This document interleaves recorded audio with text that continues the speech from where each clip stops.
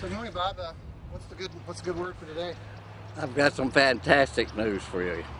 They have sent a gentleman all the way from Canada by the name of John. I forgot his name. Hutchison.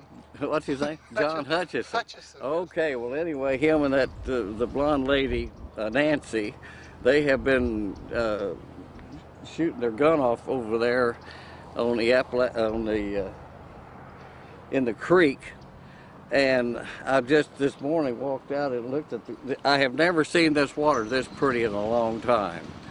The sewage is still underneath, but the water itself I cannot believe that what I'm seeing is God's honest truth. I mean, but I'm hopeful and thankful that Mr. Scott just got behind this, or Spirit or somebody, because we're definitely getting something done on Indian Creek in East Point, Florida.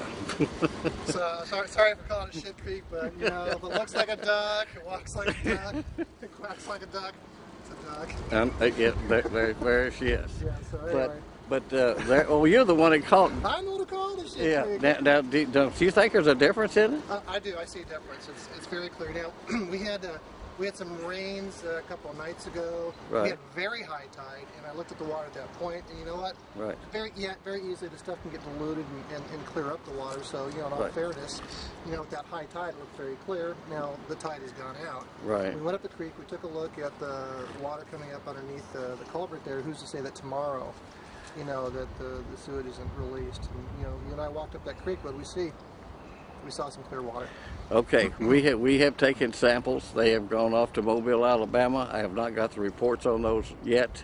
I know the one sample that y'all talked me into smelling and got a headache for 24 hours. I didn't talk you into that. See, I ain't touching that stuff. Well, Daryl did. But anyway, I know that, and I tell you what, I'm afraid. I'm totally afraid of what we're about to find out. Yeah, I completely You know, understand. Daryl's daughter was born here, and she spent a year over in Sand with cancer. And being a sport, and they've shut my restaurant down, so a lot of the river keepers, they know an awful lot about what's in this creek that I don't know. But I think we're about to find out, and I know that we're going to need the help from the federal government too on this one. Well, I want to say one more thing. I've only been here what 2 weeks, you know, and it's easy for me to sit here, oh, rainwater, this and that, but you've been here for 37 years, and you're telling me that this is the cleanest it's looked. Yeah. You know, for how long? Yeah. It's, as a matter of fact, you know, you get used to seeing stuff every day, and then all of a sudden you wake up and you can see the bottom of that creek. Right.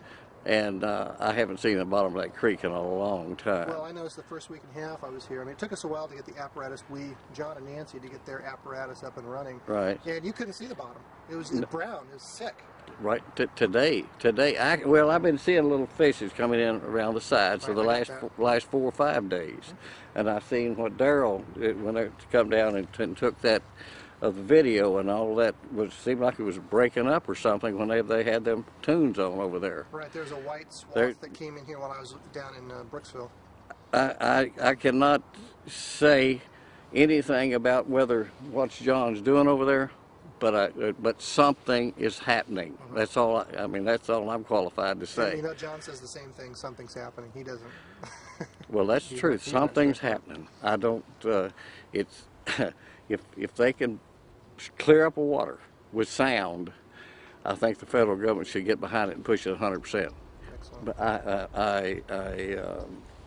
because I definitely, you know, this morning you said, when we walked down there, you said this odor's going to knock us out. But did you notice that odor wasn't quite as bad? No, it wasn't. And for it to be that low and not to be knocked on just to run away from it, which I did my first day here, I set up the camera and I couldn't get out of there fast enough. That's correct.